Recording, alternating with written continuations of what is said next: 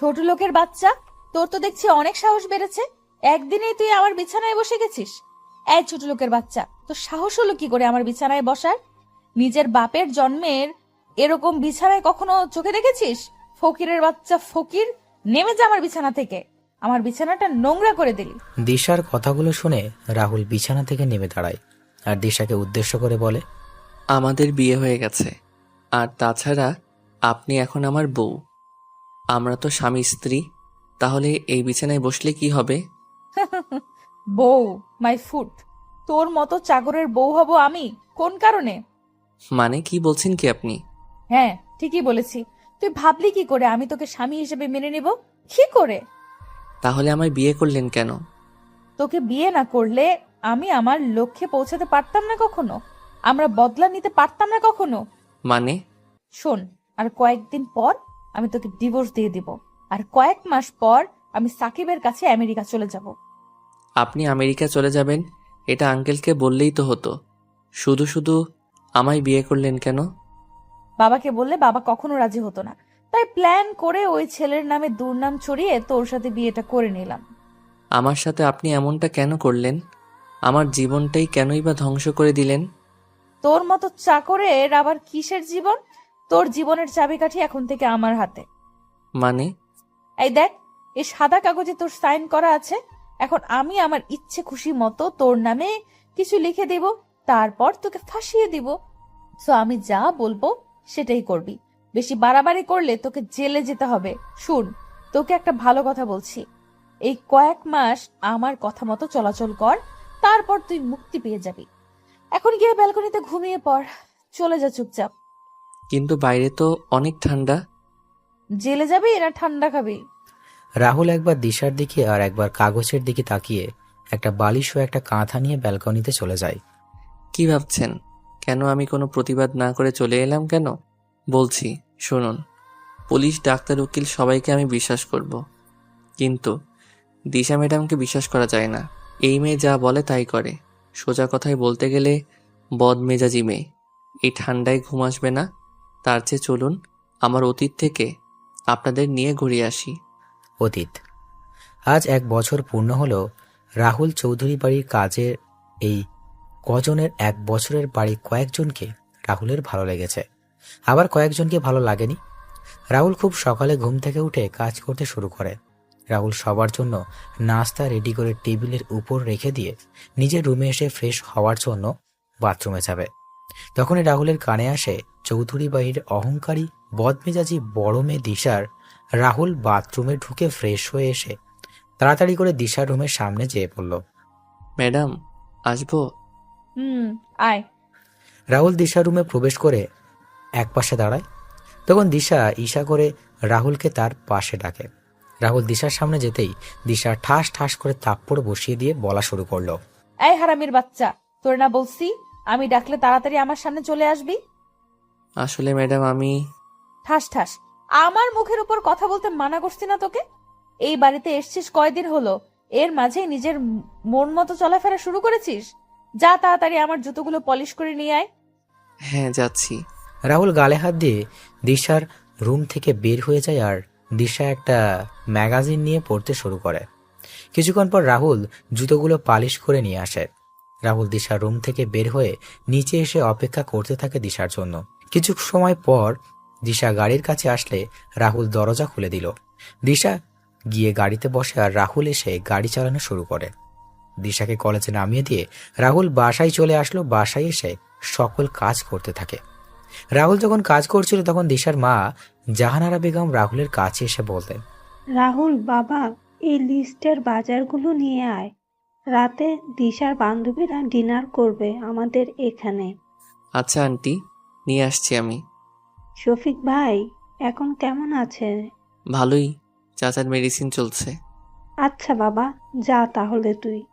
রাহুল লিস্টগুলো নিয়ে বেরিয়ে পড়ে বাজারের উদ্দেশ্যে। রাহুল বাজার করে বাসায় ফিরে আসে। রাহুল যখন একটু রেস্ট নিতে যাবে তখনই রাহুলের ফোন বেজে ওঠে। রাহুল ফোন রিসিভ করে দেখতে পায় দিশা কল দিয়েছে। রাহুল তাড়াতাড়ি করে কল রিসিভ করে আর দিশা বলে, তাড়াতাড়ি করে কলেজে চলে আয়, আমার ক্লাস শেষ। আচ্ছা। রাহুল বাইরে এসে গাড়ি নিয়ে বের হয়ে যায় কলেজের উদ্দেশ্যে। কিছু সময় পর কলেজে এসে দেখতে পায় দিশা আর তার বান্ধবীরা দাঁড়িয়ে আছে। রাহুলকে আসতে দেখে দিশা তার বান্ধবীদের বিদায় দিয়ে গাড়ির কাছে চলে আসে। দিশা গাড়িতে বসলে রাহুল গাড়ি চালানো শুরু করে। একটা বড় রেস্টুরেন্টের সামনে দিশা রাহুলকে গাড়ি থামাতে বলল। রাহুল গাড়ি থামিয়ে গাড়ি থেকে নেমে পিছনের দরজা খুলে দিল। দিশা গাড়ি থেকে নেমে সামনে দাঁড়িয়ে থাকা একটা ছেলেকে জড়িয়ে ধরল। রাহুল একবার সেদিকে তাকায়, আবার গাড়িতে চলে আসে আর দিশা ছেলেটার সাথে রেস্টুরেন্টের ভিতরে চলে যায়। রাহুল গাড়িতে বসে তার মোবাইলে গেমস খেলছিল। এইদিকে দিশা সাকিব বলছে, তা কেমন আছো জানেমান? ভালোই, তুমি? ভালো আছি। আচ্ছা দিশা, চলো আমরা বিয়ে করে ফেলি। আর ভালো লাগছে না সিঙ্গেল থাকতে। করব, তবে পড়াশোনা শেষ করে নেই তারপর। আর তোমারও তো পড়াশোনা বাকি রয়েছে। পড়াশোনা করে লাভ নেই, তার চেয়ে বিয়ে করে আমরা দুজনে আমেরিকা চলে যাব আর ওখানে সেটেল হয়ে যাব। কি বলো? এত টাকা আসবে কোথা থেকে? হ্যাঁ, তুমি দিবে। এখন আমার ব্যবসা যখন কিছুটা বৃদ্ধি পাবে তখন আমি আবার তোমার টাকা দিয়ে দিব। সত্যি বলতে কি জানো, আমার খুব খারাপ লাগছে তোমার থেকে টাকা নিতে, কিন্তু কি করব বলো, আমি নিরুপায় হয়ে গেছি। আচ্ছা, আমি বাবার সাথে কথা বলবো আমাদের বিয়ের ব্যাপারে। তুমি চিন্তা করো না। আর হ্যাঁ, তোমার টাকার ব্যবস্থা হয়ে যাবে, তুমি চিন্তা করো না। আচ্ছা, এখন আসি আমি, কালকে দেখা হচ্ছে। এখন এলে আবার এখনই চলে যাবে? মা কল দিয়েছিল আর বলল তাড়াতাড়ি বাসায় যাওয়ার জন্য। আসি আমি। দিশা কথাটা বলে চলে আসে সেখান থেকে গাড়িতে। দিশাকে আসতে দেখে রাহুল গাড়ি থেকে নেমে গাড়ির দরজা খুলে দিল। দিশা গিয়ে গাড়িতে গিয়ে বসলো আর রাহুল নিজের সিটে বসে চালানো শুরু করে। তখন রাহুল দিশাকে উদ্দেশ্য করে বলে, ম্যাডাম একটা কথা বলবো? বল, কি বলবি? ম্যাডাম, সাকিব ভাইকে আমার সুবিধার মনে হচ্ছে না। মানে? ম্যাডাম, সাকিব ভাইয়ের মাঝে একটা গরমিল আছে। সাকিব ভাই সুবিধাজনক মানুষ না। ভাগ্য ভালো তুই গাড়ি চালাচ্ছিস, তা না হলে তোর অবস্থা আমি খারাপ করে দিতাম। ছোট লোকের বাচ্চা, তোর তো সাহস কম না। সাকিবের ব্যাপারে কথা বলিস? সাকিব কি তোর মতো ছোট লোক ফকির? জানিস সাকিবের কয়টা বাড়ি কয়টা গাড়ি আছে? আসলে ম্যাডাম, চুপ ছোট লোকের বাচ্চা, চুপ। আমার কোনো ব্যাপারে তুই কোনো কথা বলবি না, আর আমার কোনো কাজেও বেশি কথা বলবি না। আমি আর সাকিব খুব তাড়াতাড়ি বিয়ে করছি। ফারদার আমার আর সাকিবের বিষয়ে তুই কোনো কথা বলবি না। কিছুক্ষণ পর রাহুলরা বাসায় চলে আসে। রাহুল রুমে এসে ফ্রেশ হয়ে গিয়ে নিচে খাবার খেয়ে নিজের রুমে গিয়ে ঘুমিয়ে পড়ে। এবার চলুন আপনাদের গল্পের নায়ক রাহুল আর নায়িকা দিশার পরিচয় দিয়ে দিই। আমাদের গল্পের নায়ক রাহুল রাজ। রাহুলের বাবা মা গ্রামে থাকেন। আমাদের গল্পের নায়িকা দিশা চৌধুরী এমপি আরিফ চৌধুরী ও ডাক্তার জাহানারা বেগমের একমাত্র অহংকারী আর বদমেজাজি মেয়ে দিশা। দিশা এবার অনার্স 3য় বর্ষের শিক্ষার্থী। বাকিটুকু না হয় গল্পের সাথে থাকলেই জানতে পারবেন। রাহুল ঘুমিয়েছিল, তখনই সে বুঝতে পারে তার পুরো শরীর ভিজে আছে, তার শরীর থেকে বাজে গন্ধ আসছে। রাহুল উঠে সামনে তাকিয়ে দেখতে পায় দিশা দাঁড়িয়ে আছে রাগী চোখে। রাহুল পাশে তাকিয়ে দেখতে পায় তার বিছানায় ময়লা পানি দিয়ে ভিজে আছে। তখন রাহুল দিশাকে বলে, এভাবে ঘুম থেকে তোলার কোনো মানে হয় কি? এটা কি করলেন আপনি? আমি বাইরে যাব, 5 মিনিটের ভেতর নিচে আয়। বিছানা ভিজানোর দরকার ছিল কি? আর ময়লা পানি বা কেন দিলেন? তোর মতো ছোট লোকের কোনো প্রশ্নের উত্তর দিতে আমি বাধ্য নই। বেশি কথা না বলে নিচে আয়। রাহুল আর কোনো কথা বলল না। রাহুল জানে এই মেয়ের সাথে কথা বলা লাভ হবে না। বিছানা কিছুটা পরিষ্কার করে এই ঠান্ডা মাঝে রাহুল গোসল শেষ করে রেডি হয়ে সেই রুম থেকে বের হবে। তখন রাহুলের ফোন বেজে ওঠে। রাহুল ফোন নিয়ে রিসিভ করে ওপাশ থেকে শুনতে পায়, কেমন আছিস বাবা তুই? ভালো বাবা, তুমি আর ভাবি আর আয়ান কেমন আছো? ভালোই আছি রে। তোকে খুব দেখতে ইচ্ছে করছে, আসবে কি? বাবা, হাতে অনেক কাজ আমার। কাজগুলো শেষ হলেই আমি চলে আসব তোমাদের কাছে। রাহুল যখন বাবার সাথে কথা বলছিল তখন নিচ থেকে দিশার গলার স্বর শুনতে পায়। রাহুল তখন বলে, আচ্ছা বাবা, পরে কথা বলি। রাহুল, কালকের দিনের কথা মনে আছে তো? আমার সব কিছুই মনে আছে বাবা। এরপরও তুই আসবি না? আচ্ছা বাবা, রাখছি আমি এখন। রাহুল তার বাবার সাথে কথা বলে ফোন রেখে দিয়ে নিচে চলে আসে। কিছু সময় পর দিশাকে নিয়ে রাহুল বেরিয়ে পড়ে। গাড়ি এসে থামে একটা শপিং মলের সামনে। দিশা গাড়ি থেকে নেমে যায় আর রাহুল গাড়ি পার্কিং করে গাড়িতে বসেছিল।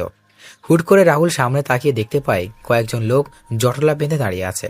রাহুল গাড়ি থেকে নেমে সেখানে গিয়ে দেখতে পায় একজন বৃদ্ধ লোক রক্তাক্ত অবস্থায় মাটিতে পড়ে আছে।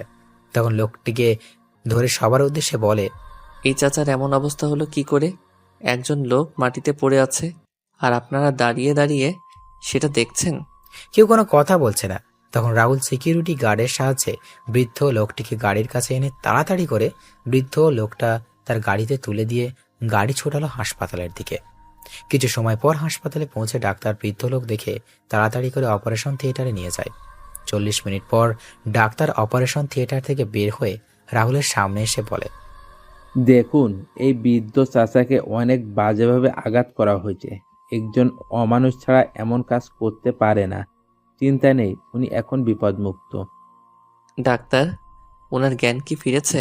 না, 2 থেকে 3 ঘন্টা পর জ্ঞান ফিরবে। অনেক রক্ত বের হয়েছে, যার জন্য কিছুটা দুর্বল। ওনার ডান হাতটা ভেঙে গেছে।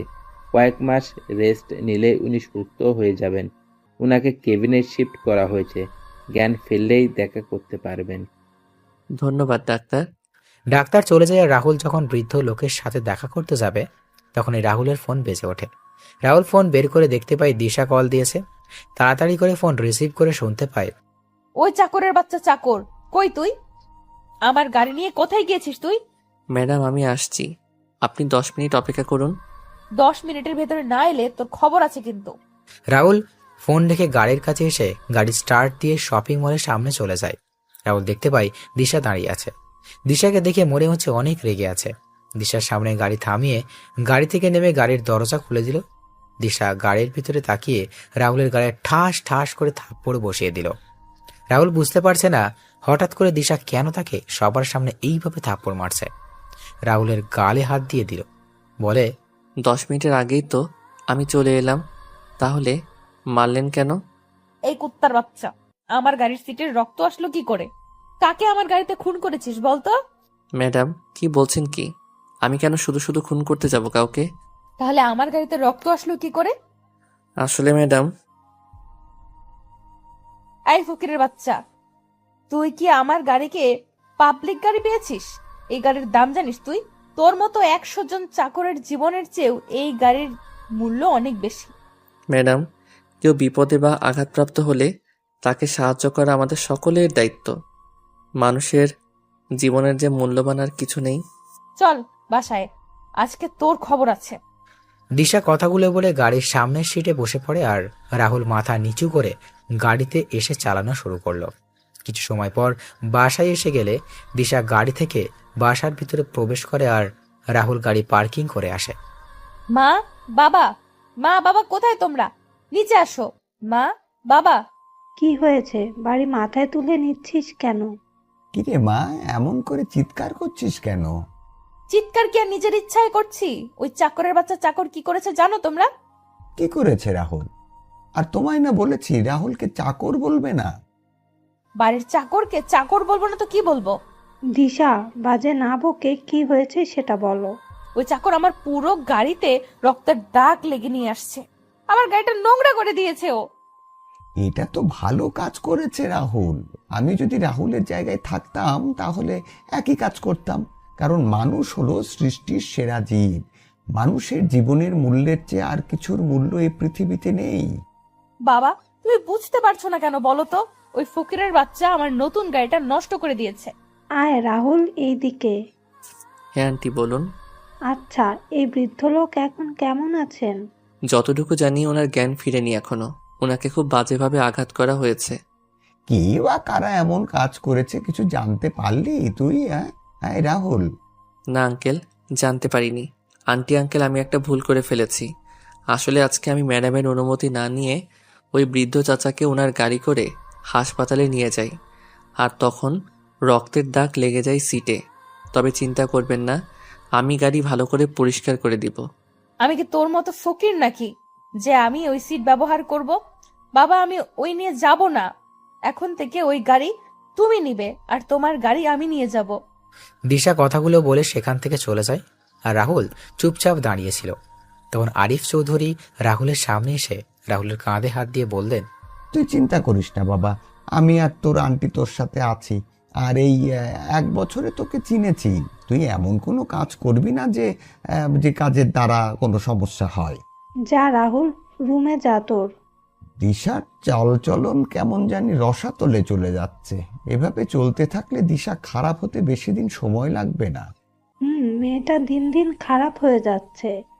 মেয়েটাকে কি করে যে বুঝাই, এভাবে জীবন চলবে না। দিশার বিয়ে দিতে হবে খুব তাড়াতাড়ি। কি বলছো কি তুমি এসব?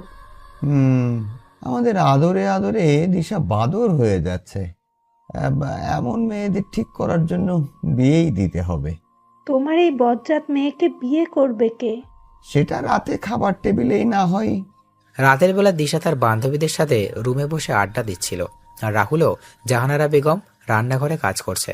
তখন দিশা নিচ থেকে বলে যায়, মা, আমাদের জন্য চিকেন ফ্রাই আর চিকেন ললিপপ আমার রুমে পাঠিয়ে দাও তো। আমি পারবো না, নিজে করে নিয়ে আয়। এই রাহুল ফকিন্নি, তুই তাড়াতাড়ি করে নিচে আয়, নিয়ে আয়। সময় 30 মিনিট মাত্র। ও কি মেশিন যে 30 মিনিটে হয়ে যাবে? এগুলো খেতে যত সহজ, সেগুলো তৈরি করতে অনেক কষ্ট। আচ্ছা, 1 ঘন্টা সময় দিলাম। আচ্ছা ম্যাডাম। দিশা চলে যায় আর রাহুলের চিকেন ফ্রিজ থেকে বের করে নিয়ে দিশার বলে যাওয়া চিকেন ফ্রাই আর ললিপপ তৈরি করতে লাগলো। 50 মিনিট পর রাহুল কিছু তৈরি করে দিশার রুমের দিকে পা বাড়ায়।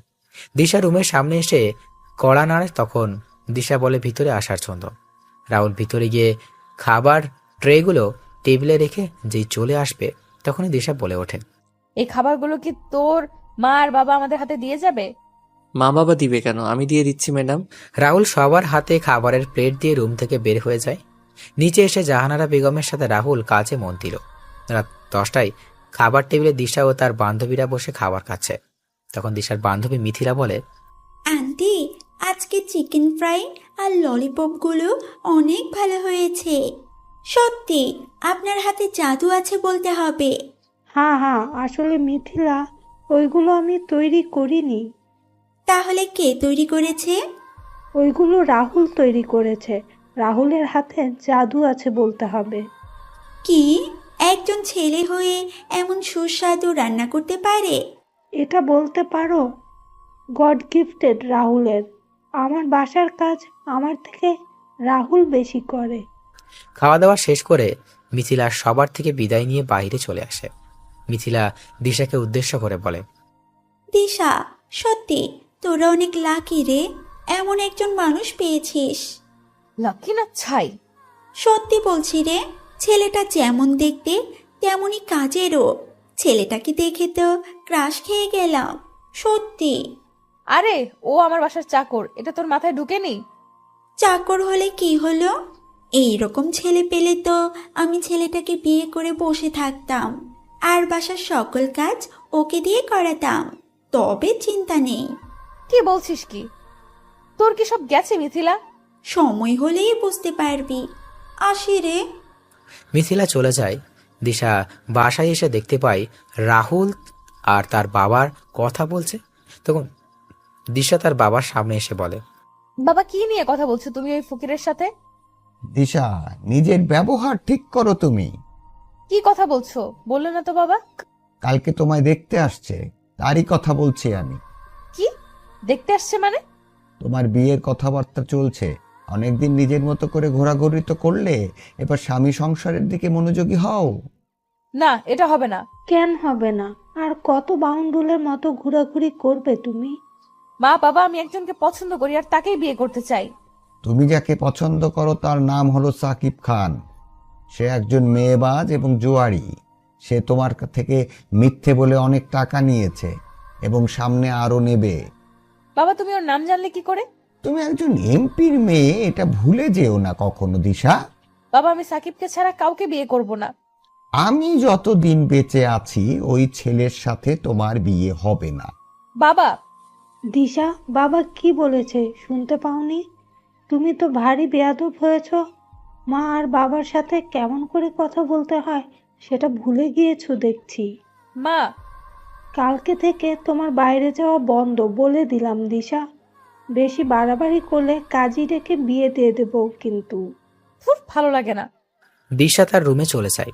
রুমে গিয়ে ভাবতে থাকে, না, আমি সাকিবকে ছাড়া কাউকে বিয়ে করব না। সাকিবের জন্য আমি প্রয়োজন হলে বাড়ি থেকে পালাতেও, হ্যাঁ, আমায় পালাতে হবে।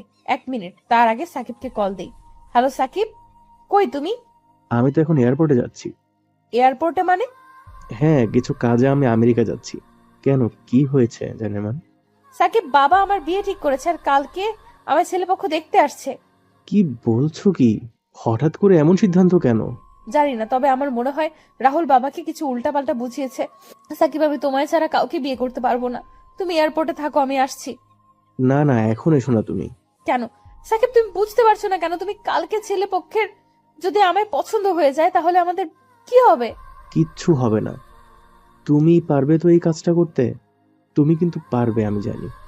3 মাস পর আমি আমার কাজ শেষ করে ফিরে আসছি। এখন বলো তুমি পারবে কিনা? কিন্তু সাকিব, তুমি চাও না দিশা আমি প্রতিষ্ঠিত হই, আমার কোনো পরিচয় হোক? আমি পারবো সাকিব। দিশা ফোন রেখে নিচে এসে তার মা বাবাকে উদ্দেশ্য করে বলে ওঠে, না বাবা, আমি রাজি। সত্যি বলছিস তুই মা? হ্যাঁ বাবা, সত্যি বলছি। আমি জানতাম আমার মেয়ে আমার কথা কখনো ফেলবে না। আচ্ছা, বাকি কথা পরে হবে। মা, আমার খুব ক্ষুধা পেয়েছে, তাড়াতাড়ি খাবার দাও। দিচ্ছি, আয় তোরা। রাহুল, তুইও আয়। আন্টি। রাহুল রান্নাঘরে জাহানারা বেগমের সাথে সকল খাবার নিয়ে এসে টেবিলে রাখছে। তখন জাহানারা বেগম বলেন, যা রাহুল, টেবিলে বস, আমি খাবার নিয়ে আসছি। মনে মনে বললাম, টেবিলে বসি। আমি আর আপনার মেয়ে আমার হাবি গোষ্ঠীকে নিয়ে কথা বলুক, দরকার নেই, আমি পরে খেয়ে নিব। কিরে রাহুল, আয় টেবিলে বস। না আঙ্কেল, আপনারা খান, আমি একটু পরে খেয়ে নিব। বললাম না বসতে রাহুল। আরিফ চৌধুরী জাহানারা বেগম রাহুলকে তাদের সাথে জোর করে বসিয়ে দিলেন। রাহুল তাদের সাথে টেবিলে বসতে চায়নি। দিশা তার মা আর বাবাকে উদ্দেশ্য করে বলে, মা বাবা, তোমরা কি শুরু করেছো বলো তো? বাড়ির চাকরকে নিয়ে এত আদিক্ষেতা কেন দেখাচ্ছ? ও বাড়ির বাকি চাকরদের সাথে বসে খাবার খাবে, তাহলে কেন আমাদের সাথে টেবিলে বসিয়েছো? তোমাকে না বলেছি দিশা রাহুলকে বাড়ির চাকর বলবে না? দিশা, হচ্ছেটা কি? চুপচাপ বসে খাবার খাও, কোনো কথা বলবে না। আমি এর সাথে এক টেবিলে বসে খাবার খাবো না। আচ্ছা ম্যাডাম, আপনি খাবার খেয়ে নেন, আমি টেবিল ছেড়ে দিচ্ছি। আমি এখানে খাবো না, আমি গেলাম। এখন কেন খাবি না? ছেলেটা তো তার খাবার নিয়ে টেবিল থেকে চলে গেছে। আমার খাবার রুমে পাঠিয়ে দাও, আমি রুমে খেয়ে নিব। কথাগুলো বলে দিশা রুম থেকে চলে যায় আর রাহুল নিজের খাবার নিয়ে চলে যায়। খাওয়া দাওয়া করে রাহুল তার রুমে ঘুমিয়ে যায়। পরের দিন সকালে রাহুল ঘুম থেকে উঠে বেরিয়ে যায় গাড়ি নিয়ে হাসপাতালে। সেখানে গিয়ে ডাক্তারের সাথে কথা বলে চলে যায় বৃদ্ধ চাচার সাথে কথা বলতে তার কেবিনে। রাহুল কেবিনে গিয়ে চাচার উদ্দেশ্যে করে বলে ওঠে, চাচা, কেমন আছেন আপনি এখন? ভালোই বাবা, হয়তো তোমার জন্য মৃত্যুর দরজা থেকে ফিরে এলাম বাবা। আচ্ছা চাচা, আপনার এই অবস্থা হলো কি করে? সে আবার পোড়া কপাল বাবা। চাচা, আমি তো আপনার ছেলের মতো, কি হয়েছে আমায় বলুন। রাহুল কথা শুনে বৃদ্ধ লোকের চোখের কোণ ভিজে ওঠে। রাহুল চাচার চোখের জল মুছে দিয়ে চাচার দিকে তাকিয়ে তখন চাচা রাহুলকে বলেন, বাবারে, আমি একজন বীর মুক্তিযোদ্ধা। অনেক সংগ্রাম করে এই দেশকে শত্রুমুক্ত করেছিলাম, কিন্তু দেশের ভিতরে যে এত শত্রুর বংশধরেরা থেকে যাবে এটা কখনো ভাবিনি। মানে চাচা, কি হয়েছে বলুন তো। বাবা, সরকার থেকে আমায় একটা বাড়ি আর কিছু জমি দিয়েছিল। আমি বউ, ছেলের বউ নিয়ে আমার জীবন ভালোই চলছিল, কিন্তু আমার ভালো জীবনটা কালো জীবনে পরিণত হয়। একদিন কয়েকজন লোক এসে বলে আমার এই বাড়ি আর জমিগুলো তাদের নামে লিখে দিতে। আমি তাদের মানা করে দেই। এভাবে সপ্তাহের পর সপ্তাহ ওরা এসে আমাদেরকে বাড়ি ছেড়ে দেওয়ার জন্য বলতো, আর আমরা ওদের কারণেও অতিষ্ঠ হয়ে উঠি। আমার ছেলে সালাম ওদের বিরুদ্ধে থানায় মামলা করতে যায় এবং মামলা করে বাসায় চলে আসে। পরের দিন সকালে ওই লোকগুলো এসে আমাদের গ্রামের সমস্ত লোকের সামনে আমার ছেলে, আমার স্ত্রী আর আমার 5 মাসের অন্তঃসত্ত্বা স্ত্রীকে জোর করে বের করে দেয়। আমরা কোনো উপায় না পেয়ে থানায় চলে যাই। থানার বড় অফিসারকে সব কথা বলে যাতে, তবে উনি উল্টো আমাদেরকে বলে দেয় যে সেই লোকগুলোর কথা যাতে মেনে নিই। কিন্তু আমি আর আমার পরিবারের সবাই ছিল আমার সিদ্ধান্তের সাথে একমত। আমি ওদের কথা মেনে নিলে আমার পরিবার নিয়ে রাস্তায় বসতে হবে। আমি কোনো উপায় না পেয়ে আবার বাড়িতে ফিরে আসি। বাড়িতে আসতেই দেখতে পেলাম লোকগুলো বসে আছে সেখানে। আমি তাদের অনেক অনুরোধ করলাম, কিন্তু তারা শোনেনি। তারপর আমরা ওদের স্যারের সাথে কথা বলতে চাই, তখন ওরা আমাদের নিয়ে যায় ওদের স্যারের সামনে। আমি ওদের স্যারকে সবকিছু খুলে বলি। অনেক আশা নিয়েই কথাগুলো বলি, যেন উনি শুনলে আমাদের দয়া করবেন। কিন্তু ওই স্যার আমাদের অনেক খারাপ কথা বলেছে। এসব শুনে আমার ছেলে সালাম গিয়ে ওই স্যারের কলার টেনে ধরে রাগান্বিত কণ্ঠে কিছু কথা বলে। ওই কথাগুলো শুনে আমার ছেলেকে আমাদের চোখের সামনে গুলি করে হত্যা করে। সেদিন ওই আমার ছেলেকে হারিয়ে আমার পুরো পৃথিবী থমকে যায়। আমাদের এবং আমার ছেলের লাশ ওরা রাস্তায় এনে অনেক কিছু করার চেষ্টা করে। যখন কোনো উপায় পেলাম না, তখন একটা গাড়ি ঠিক করে ছেলের লাশ নিয়ে রওনা দিলাম গ্রামের দিকে। মাঝ রাস্তায় আমার ছেলের বউ অজ্ঞান হয়ে যায়, আর গাড়িতে কোনো পানি ছিল না। আমি পানি কেনার জন্য একটা দোকানে যাই। পানি নিয়ে যখন দোকান থেকে বের হই, তখন দেখতে পাই দুটো ট্রাক এসে ওই গাড়িতে ধাক্কা মেরে এবং গাড়িটা খাদে পড়ে আগুন ধরে যায়। একদিনে আমি আমার পরিবারকে হারিয়ে ফেলি, শুধু একজন মানুষের জন্য। কোনো উপায় না পেয়ে আমি ঢাকা চলে আসি শুধুমাত্র আমাদের প্রধানমন্ত্রীর কিছু কথা জিজ্ঞেস করার জন্য। আমি প্রধানমন্ত্রীর বাসভবন থেকে কিছুটা দূরে ভিক্ষা করি আর প্রধানমন্ত্রীর দেখা পাওয়ার জন্য অপেক্ষা করতে থাকি। আজকে এদিকে আসছিলাম, কিন্তু হঠাৎ করে কোনো কথা ছাড়াই কিছু লোক এসে আমায় মারতে শুরু করে। এখন সৃষ্টিকর্তাই আমার শেষ ভরসা। বৃদ্ধ লোক কথাগুলো বলে বোকা কান্না করতে লাগলেন। রাহুল সব শুনে বৃদ্ধ লোককে কাঁধে হাতে রেখে বৃদ্ধ লোকটিকে শান্ত করার চেষ্টা করে। আর রাহুলও সান্ত্বনা দেওয়া ছাড়া আর কিছুরও করার নেই। রাহুল যখন চলে আসবে তখন রাহুল আবার বৃদ্ধ লোকের কাছে গিয়ে বলে ওঠে, চাচা, ওই স্যারের নাম কি? ওই অমানুষটার নাম হলো শফিক খান, ওরফে টনি ভাই। কি ওই মাফিয়া টনি ভাই? হ্যাঁ বাবা, এর জন্যই তো আমরা কোনো আইনি সহায়তা পাইনি। আচ্ছা চাচা, তাহলে আমি আসি। তাহলে তুমি এই 2 মাস হাসপাতালে থাকবে আর তোমার খরচ আমি বহন করব। আসি চাচা আমি। রাহুল কথাগুলো বলে চলে আসে। সেই থেকে রাহুল গাড়ি ড্রাইভ করছে আর বৃদ্ধ লোকের বলা কথাগুলো চিন্তা করছে। হঠাৎ করে গাড়ির সামনে মিথিলা চলে আসে আর রাহুল তাড়াতাড়ি করে ব্রেক করে। রাহুল কিছু বলতে যাবে তার আগেই মিথিলা রাহুলের কাছে এসে বলে, হাই, আমি মিথিলা। মানেটা কি? আপনি কি আপনার নাম বলার জন্য এভাবে গাড়ির সামনে চলে আসছেন? হুম, আমি আসি। আচ্ছা, আমি আসছি তাহলে। আরে কই যাও? আমায় নিয়ে যাও। কোথায় যাবেন আপনি? বাসায় যাব তোমার সাথে। আমি কি আপনারা চিনি যে আপনি আমার সাথে যাবেন? সে কি, কালকে তুমি আমায় দিশার রুমে দেখোনি? আমি দিশার বেস্ট ফ্রেন্ড মিথিলা। ও আচ্ছা, আসলে আমি তেমন মেয়েদের সাথে কথা বলি না। তা আপনি কোথায় যাবেন? তোমাদের বাসায়। আমাদের বাসায় কেন যাবেন? দিশা কল দিয়ে বলল যাওয়ার জন্য, তাই। আচ্ছা, তাহলে উঠুন গাড়িতে। মিথিলা গাড়িতে উঠে গেলে রাহুল গাড়ি চালানো শুরু করলো। গাড়ির ভিতর আর কেউ কোনো কথা বলেনি। সবকিছু রাহুল এসে বাসায় পৌঁছে যায়। রাহুল গাড়ি রেখে বাসায় চলে আসে।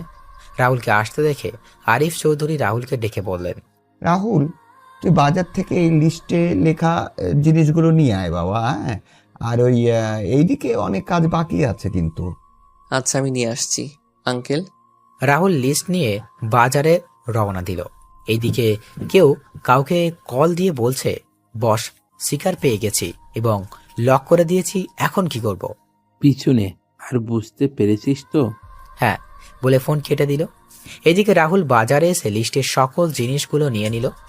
রাহুল গাড়ি চালিয়ে কিছু দূর আসার পর গাড়ি ব্রেক করে রাহুলের সামনে তাকিয়ে দেখতে পায় কতগুলো লোক মুখে কাপড় বেঁধে হাতে লাঠি নিয়ে দাঁড়িয়ে আছে। রাহুল গাড়ির গ্লাস নামিয়ে বলে, কি ব্যাপার ভাইরা, এভাবে রাস্তা আটকানো মানে কি? রাস্তা থেকে সরে যান, বাসায় যেতে হবে। লোকগুলো রাহুলের কথা শুনতে হেসে শুরু করলো। তখন রাহুল আবার বলে, কি হলো ভাইরা, রাস্তা থেকে সরে যান, আমি যাব। সময় মতো জিনিসগুলো নিয়ে না গেলে আমায় অনেক কথা শুনতে হবে। লোকগুলো এবার গিয়ে এসে রাহুলকে গাড়ি থেকে টেনে বের করে নিয়ে রাস্তার পাশে থাকা একটা গাড়িতে করে নিয়ে আর রাহুলকে কোনো কথা ছাড়াই মারতে শুরু করলো। রাহুল চেষ্টা করে পারছে না নিজেকে ওদের থেকে বাঁচানোর জন্য। একজনের পর একজন রাহুলকে আঘাত করেই যাচ্ছে। আর হুট করে কেউ রাহুলের মাথায় বাড়ি কিছু দিয়ে আঘাত করে আর রাহুল মাথায় হাত দিয়ে মা গো বলে চিৎকার দিয়ে বসে পড়ে। আমি মাথায় হাত দিয়ে দেখতে পেলাম মাথা দিয়ে রক্ত পড়ছে। আমি মাটিতে হাঁটু গেড়ে মাথায় হাত দিয়ে বসে আছি। লোকগুলো আমার সামনে আসে। 2টা ছেলে আমার বাম পাশ ও ডান পাশ থেকে জ্বলন্ত 2টা রড আমার 2 হাতে ঢুকিয়ে দেয়। আমি ব্যথায় চিৎকার দিয়ে উঠি, ও মা, মা গো! একে তো ব্যথায় ব্যথা করছে, সাথে আমার 2 হাতে জ্বলন্ত ও বড় রড ঢুকিয়ে দিয়েছে। আমার যন্ত্রণা যেন বেড়ে যাচ্ছে, আমার চোখ বন্ধ হয়ে আসছে। চোখ বন্ধ হওয়ার আগে আমি দেখতে পেলাম দিশা ম্যাডাম আমার দিকে হাসতে হাসতে এগিয়ে আসছে। এক সময় আমার চোখ দুটো বন্ধ হয়ে যায় আর আমি মাটিতে লুটিয়ে পড়ি। দিশা এসে রাহুলের জ্ঞানহীন শরীরের উপর পা দিয়ে বলে ওঠে, বলেছিলাম ফকিরের বাচ্চা, তোকে আমার ব্যাপারে কথা বলতে আসবি না, কিন্তু তুই শুনলি না আমার কথা। এবার বুঝ আমার কথা না শোনার পরিণাম কি হয়। দিশা কথাগুলো বলে রাহুলের জ্ঞানহীন দেখে লাথি দিয়ে তার লোকেদের নিয়ে চলে যায়। এদিকে আরিফ চৌধুরী রাহুলকে কল দিয়ে যাচ্ছেন, কিন্তু কেউ রিসিভ করছেন না। এইদিকে ছেলেপক্ষ চলে আসে দিশাকে দেখতে। আরিফ চৌধুরীও ব্যস্ত হয়ে পড়েন তাদের সাথে। আমি চোখ খুলে দেখতে পেলাম একটা বেডে শুয়ে আছি। চারপাশে তাকিয়ে ভালো করে তাকিয়ে দেখলাম আমার পাশের বেডে সেই বৃদ্ধ চাচা আমার দিকে তাকিয়ে আছেন।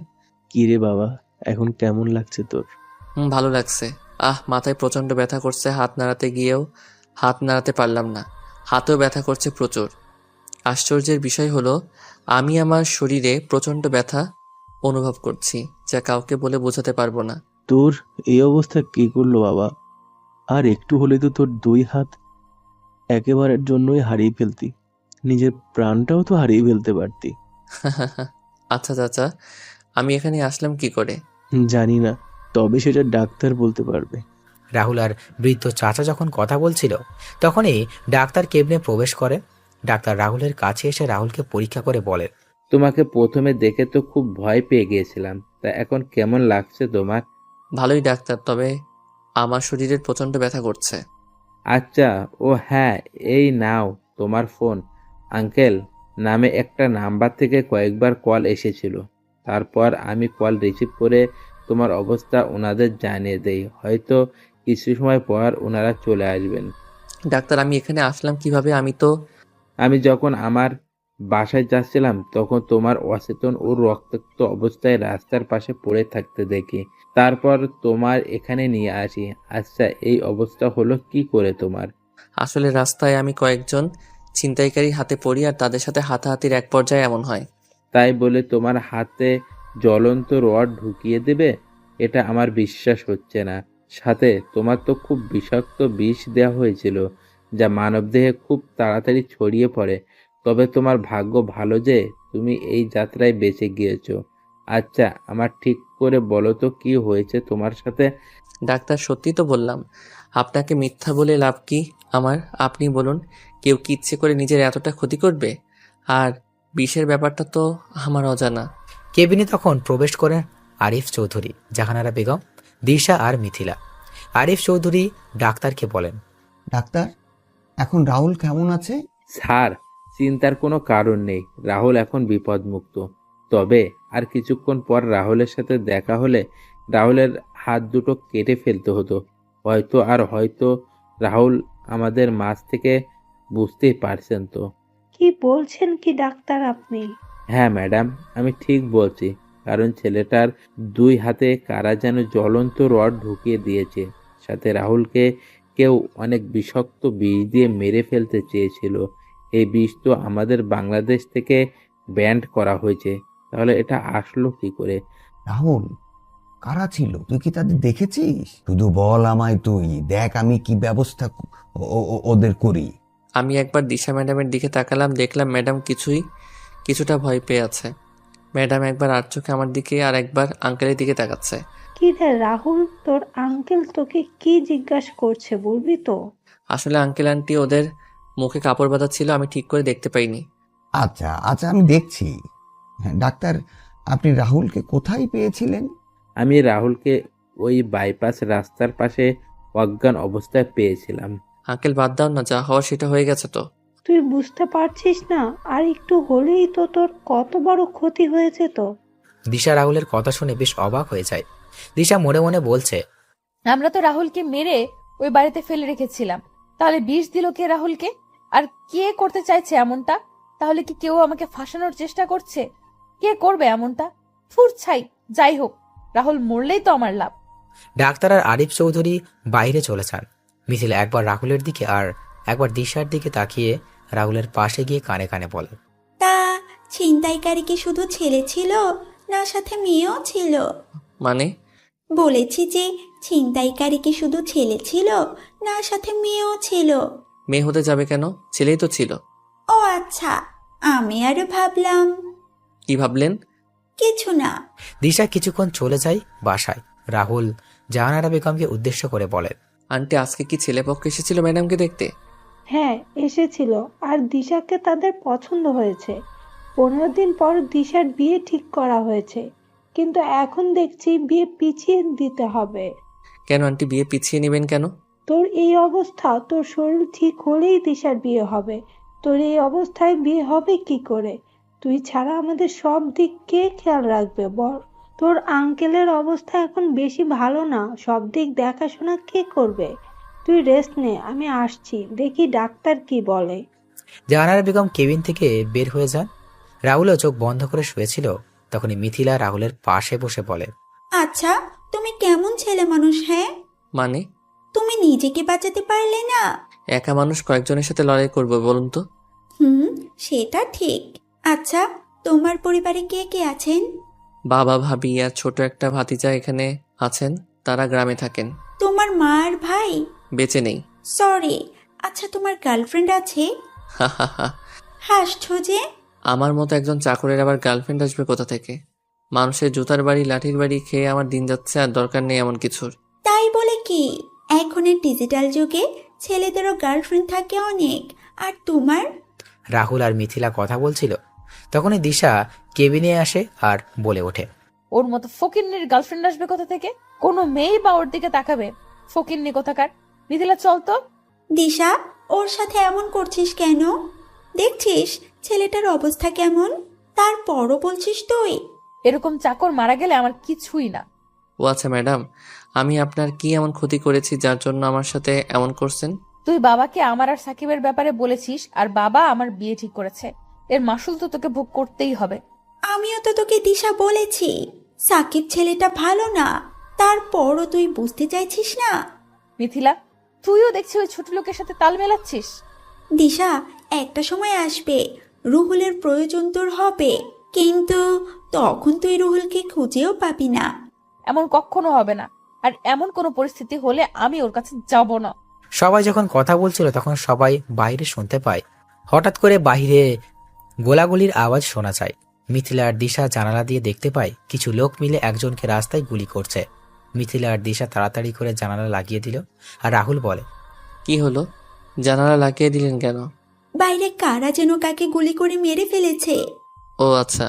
আজ 20 দিন পর রাহুল সুস্থ হয়েছে। কালকে দিশার বিয়ে। রাহুল বাড়িতে এসেই ক্যাটারিং এর লোকদের সাথে কাজে লেগে পড়েছে। জাহানারা বেগম আর আরিফ চৌধুরী রাহুল মানা করেছিলেন আজকে কাজ না করার জন্য, কিন্তু রাহুল কারো কথা শোনেনি। সারাদিন কাজ করে রাহুল সন্ধ্যাবেলা তার রুমে এসে ফ্রেশ হয়ে নিচে গিয়ে খাবার খেয়ে তার রুমে এসে ঘুমিয়ে পড়ে। এদিকে দিশাকে সাজানোর জন্য পার্লার থেকে মেয়েরা আসে। রাতের বেলা সবাই মিলে দিশাকে হলুদ দিচ্ছে, আর মিথিলা রাহুলকে খুঁজে যাচ্ছে কিন্তু পাচ্ছে না। তখন মিথিলা গিয়ে জাহানারা বেগমকে জিজ্ঞেস করে, আন্টি, রুহুল কোথায়? আজকে দেখছি না যে। আজকে সারাদিন রাহুল ক্যাটারিং এর লোকের সাথে কাজ করেছে। সন্ধ্যাবেলা খাওয়া দাওয়া করে নিজের রুমে গিয়ে ঘুমিয়ে পড়েছে। কালকে তো রাহুলের অনেক কাজ, আমি বলেছিলাম থাকার জন্য, কিন্তু ছেলেটা বলল ওর ভালো লাগছে না। ও আচ্ছা। মিথিলা সেখান থেকে এসে রাহুলের রুমের সামনে চলে আসে। মিথিলা রাহুলের দরজায় এসে কড়া নাড়তে থাকে। কড়া নাড়ার শব্দে রাহুলের ঘুম ভেঙে যায়। রাহুল উঠে গিয়ে দরজা খুলে দিয়ে রাহুল ঠিকমতো চোখ খুলে রাখতে পারছিল না। রাহুল অনেক কষ্টে সামনে তাকিয়ে মিথিলাকে দেখে বলে, কি চাই আপনার? আগে গিয়ে ফ্রেশ হয়ে আসো, তারপর বলছি। এখন ঘুমাবো আমি। রাতে কি চুরি করতে যাবে যে এখন ঘুমাবে? আপনি আসুন এখন। আমি দরজা ঠেলে রুহুলের বিছানায় গিয়ে বসলাম, তারপর বললাম, তাহলে আমি বিছানায় বসে পড়লাম, তুমি ঘুমাও এখন। আর দেখুন, এখন ঘুম দেবী আমায় ডাকছে, আপনি জানতো। যাবে না? আমি সবাইকে চিৎকার দিয়ে বলবো তুমি আমায়। চোখে যা ঘুম ছিল মেয়েটার কথা শুনে আমার সকল ঘুম হাওয়া হয়ে গেল। কি চিৎকার দিবেন? চিৎকার দিয়ে কি বলবেন?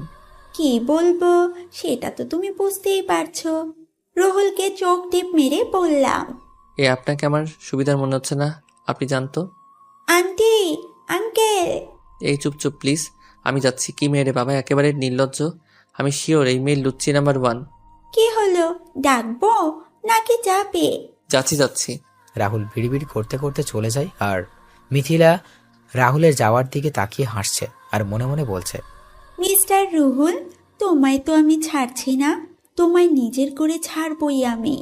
রাহুল ফ্রেশ হয়ে এসে একটা টি শার্ট পরে নিল।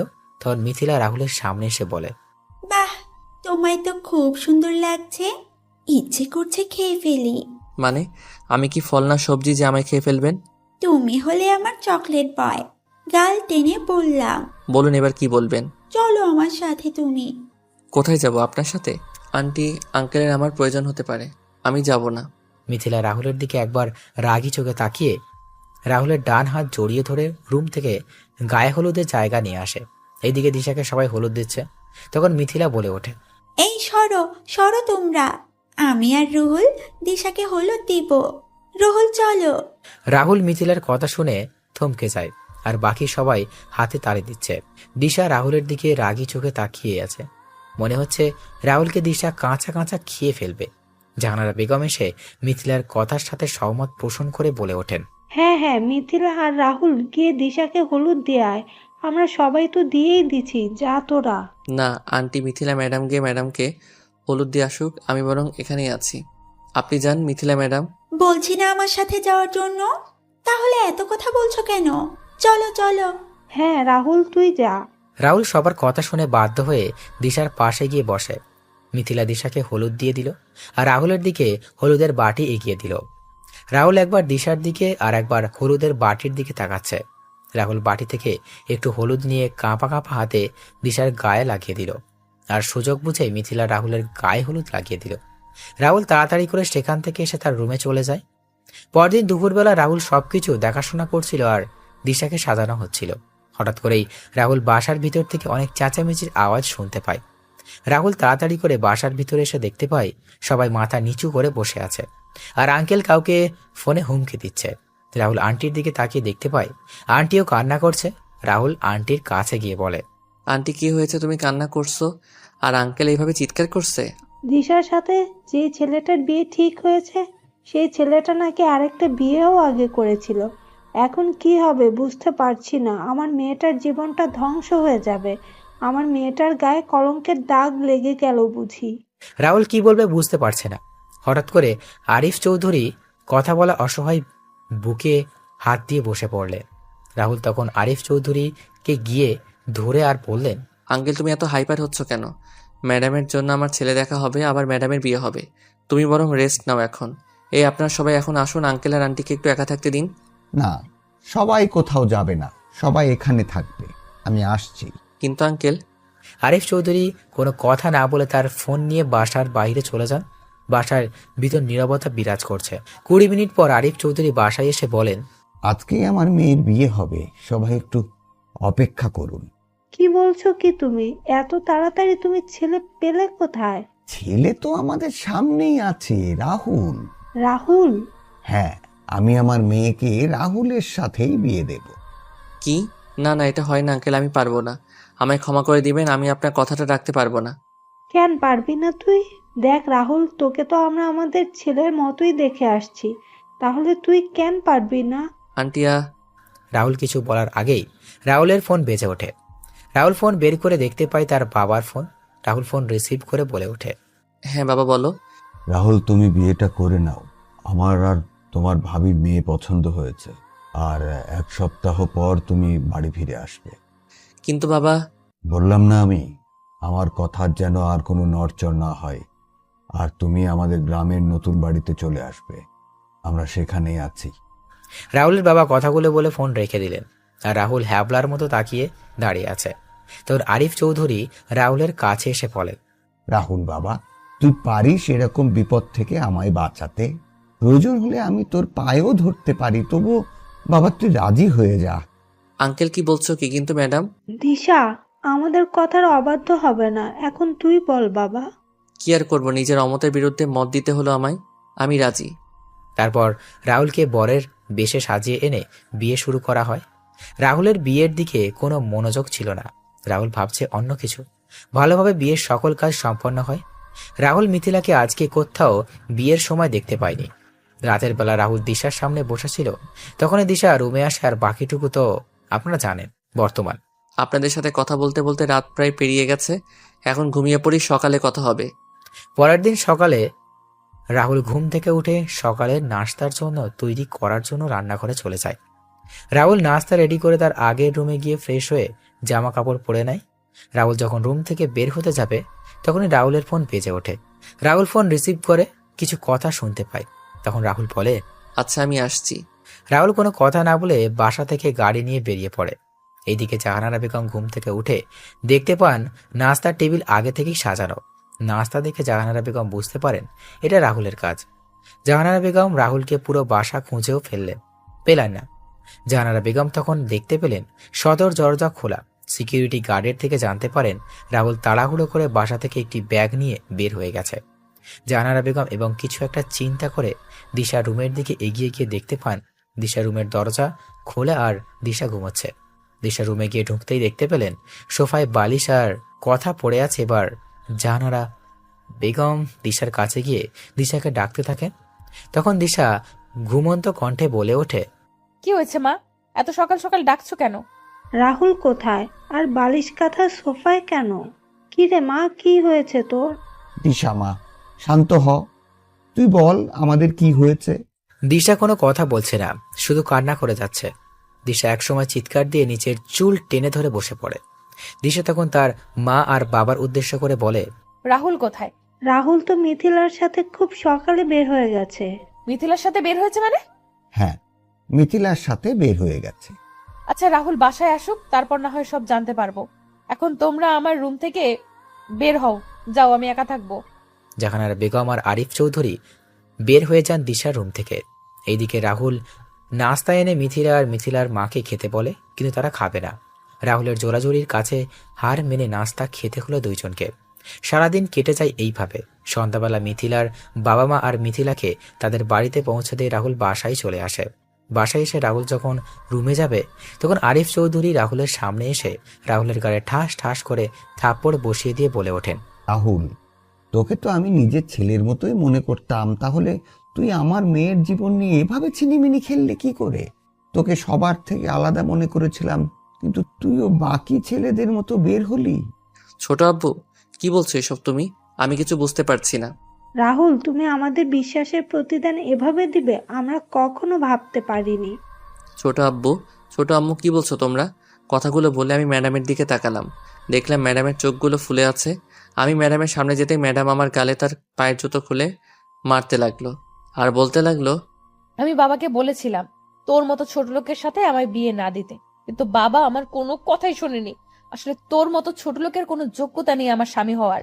তুই আমায় বিয়ে করে আমার বান্ধবীর সাথে ফষ্টি নষ্টি করছিস, সাথে আরো মেয়েদের সাথেও, আবার সেগুলো ভিডিও করছিস। রাহুল কিছু বুঝতে পারছিল না, তাই আঘাতগুলো সহ্য করে নিচ্ছিল। তখন দিশার শেষ কথা শুনে বলে, ভিডিও মানে? তখন আরিফ চৌধুরী রাহুলের সামনে একটা ভিডিও দেখিয়ে বলে, ঘরে বউ রেখে এইসব করতে তোর লজ্জা করলো না? তুই কালকে সকালের ভিতর আমার বাসা ছেড়ে চলে যাবি, আর ডিভোর্স পেপার খুব তাড়াতাড়ি পেয়ে যাবি। ছোট আম্মু, ছোট আব্বু আমার কথাটা শুনে একটিবার, আমি এরকম কাজ করিনি, কেউ আমায় ফাঁসিয়ে দিচ্ছে। ঠাস ঠাস কোনো কথা বলবি না ছোট লোক, আমার বাড়ি থেকে এক্ষুনি বের হয়ে যা তুই। ছোট আম্মু, ছোট আব্বু, একটা কথা শোনো তোমরা। তোমরা যে কারণে আমায় আঘাত করলে আর নানান কথা বললে সেইগুলো সম্পূর্ণ মিথ্যা। সত্যি, একদিন সবার সামনে আসবে, ডিভোর্স পেপার খুব তাড়াতাড়ি দিয়ে দিব আপনার মেয়েকে আঙ্কেল। রাহুল কথাগুলো বলে সেখান থেকে তার রুমে চলে আসে। রুমে এসে তার সকল কিছু গুছিয়ে নিয়ে একটি ব্যাগে ঢুকিয়ে সবার জন্য একটা চিঠি লিখে বিছানায় শুয়ে পড়ে। রাত 3টায় রাহুল বাসা থেকে বের হয়ে বাস স্ট্যান্ডে এসে বাসে উঠে পড়ে। সকাল 11টায় বাস থেকে নেমে সিলেট কদমতলী বাস স্ট্যান্ডে বাস থেকে নেমে রাহুল একটা সিএনজি নিয়ে তার বাড়িতে চলে যায়। রাহুল গাড়ি থেকে নেমে তার বাসায় বেল বাজায়। কিছু সময় পর তার ভাবি এসে দরজা খুলে দিলেন। রাহুলকে দেখে তার ভাবি অনেক খুশি হলেন এবং সবাইকে ডাক দিলেন। রাহুলও হাসি মুখে বাসার প্রবেশ করে। রাহুল বাসায় ঢুকে তার ভাতিজা আয়ানকে দেখতে পায় খেলা করছে। রাহুল আয়ানকে কোলে তুলে নিয়ে আদর করতে লাগলো। তখন রাহুলের বাবা আর ভাবি আসে। কিরে, তুই একা? বৌমা আসেনি? না, কেন আসেনি? আমাদের ডিভোর্স হয়ে যাবে তাই নিয়ে আসিনি। বিয়ে হয়নি 1 মাসও হলো না আর ডিভোর্স হয়ে যাবে? আমি রুমে গেলাম। এই বিষয়ে আর কোনো কথা বলবে না কেউ তোমরা, আর বললে আমি বাড়ি ছেড়ে চলে যাব। রাহুল যখন কথা বলছিল তখন ভাবি রাহুলের চোখে পানি দেখতে পেলেন। রাহুল আয়ানকে কোলে নিয়ে তার রুমে চলে যায়। এইদিকে সকালে জাহানারা বেগম রাহুলের রুমে গিয়ে রাহুলকে কোথাও দেখতে পেলেন না। তখন টেবিলের উপর একটি চিঠি দেখতে পান। চিঠিটা নিয়ে পড়তে লাগলেন। প্রিয় আঙ্কেল আন্টি, প্রথমেই বলছি আমায় ক্ষমা করে দিবেন। আপনাদের না বলে চুরির মতো চলে এলাম। অবশ্য আমি তো এখন খারাপ ও নিকৃষ্ট মানুষ হয়ে গেছি। আপনারা আমাকে নিজের ছেলের মতো আদর স্নেহ করেছেন, সেইগুলো কখনো ভুলতে পারবো না। আমি কখনো এমন কোনো কাজ করিনি যে নিজের কোনো বদনাম হবে বা আমার জন্য কারো জীবন নষ্ট হয়ে যাবে। তবু আমি অপরাধ না করে অপরাধ স্বীকার করে নিলাম, তাই চলে যাচ্ছি আপনাদের ছেড়ে অনেক দূরে। ম্যাডামকে কয়েকদিনের ভিতরে ডিভোর্স লেটার পাঠিয়ে দিব। ভালো থাকবেন আর আমায় ক্ষমা করে দিবেন। ইতি, খারাপ ছেলে রাহুল। চিঠি হাতে নিয়ে জাহানারা বেগম খাবার টেবিলে চলে আসেন। আরিফ চৌধুরী আর দিশা নাস্তা করছিল, তখন জাহানারা বেগম ধপ করে বসে পড়েন। কি হলো? রাহুল কোথায়? চলে গেছে? মানে? জাহানারা বেগম চিঠি এগিয়ে দিলেন। দিশা চিঠি পড়ে মনে মনে খুব খুশি হলো। কেন জানি সে নিজের ভিতরে অস্থিরতা অনুভব করছে। তখনই বাসার বেল বেজে ওঠে। দিশা দরজা খুলে দেখতে পায় মিথিলা ও তার বাবা মা দাঁড়িয়ে আছে। দিশা একটু গম্ভীর কণ্ঠে ভিতরে আসতে বলে তাদের। দিশা, রুহুল কই রে? বাবা আর মা রুহুলের সাথে কথা বলার জন্য রাত থেকে অস্থির হয়ে আছে। কেন ওর সাথে কথা বলবেন ওনারা? আরে, কালকে রুহুল না থাকলে আমার বাবাকে হয়তো আমি আর ফিরে পেতাম না। রুহুল কালকে আমার ভাইয়ের দায়িত্ব পালন করেছে। মানে? আসলে গতকাল খুব ভোরে মা ফোন দিয়ে বললেন বাবা স্ট্রোক করেছে। আমি কি করব বুঝতে পারছিলাম না। তারপর রুহুলকে বলি আমি সব কিছু। তখন রুহুল আর আমি বাবাকে নিয়ে হাসপাতালে চলে যাই। কালকে সারাদিন রুহুল আমাদের জন্য অনেক কিছুই করেছে, তাই তো বাবা সকাল হতেই চলে আসছে। কিন্তু রাহুল তো এখানেই নেই। ও চলে গেছে? চলে গেছে মানে? আসলে কালকে রাতে রাহুল আমার অনুমতি ছাড়া আমার সাথে শারীরিক সম্পর্কে লিপ্ত হয়েছে, তাই আরো মেরে বাড়ি থেকে বের করে দিয়েছি। তুই বুঝলি কি করে? আমার কাপড় ঠিক ছিল না, আর পার্টির পোশাক পরেছিলাম, কিন্তু আমার গায়ে নাইট ড্রেস ছিল। ঠাস ঠাস ঠাস। তুই কি মানুষ দিশা? কালকে সারা রাত আমি তোর সাথে ছিলাম। তুই নেশাগ্রস্ত অবস্থায় রুহুলের সমস্ত শরীরে বমি করে দিয়েছিলি, সাথে তোর নিজের পোশাকেও। তারপরও তোকে রুহুল বাসায় নিয়ে এসে রুমে রেখে যায়, আর আমি তোর কাপড় চেঞ্জ করে দিয়েছিলাম। কি? হ্যাঁ। তাহলে ওই ভিডিওগুলো কি?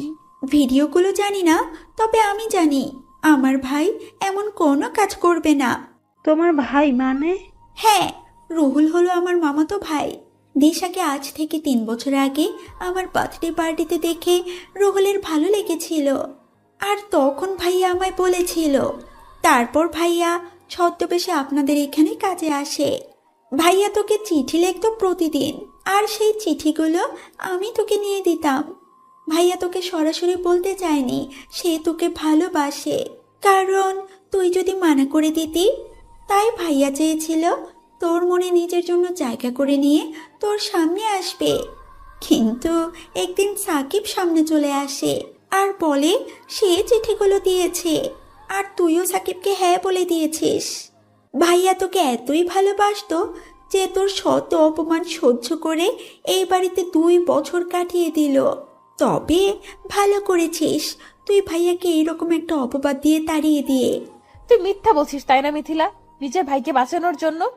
তোর কাছে কি এমন প্রমাণ আছে যে তোর ভাই নির্দোষ? প্রমাণ এই দেখ ছবিগুলো। ভাইয়া তো তোকে এগুলোই দিত। আমি তোকে অনেকবার বোঝাতে চেয়েছিলাম, কিন্তু তুই বুঝতে চাসনি। আর আমার ভাইয়া কোনো ছোট লোক না, আমার ভাইয়া একজন বিসিএস ক্যাডার। তোর সাথে আজ থেকে আমার আর কোনো সম্পর্ক নেই। ভালো থাকিস, আর আমি ভাইয়াকে বলবো তাড়াতাড়ি করে তোকে ডিভোর্স দিয়ে দেওয়ার জন্য।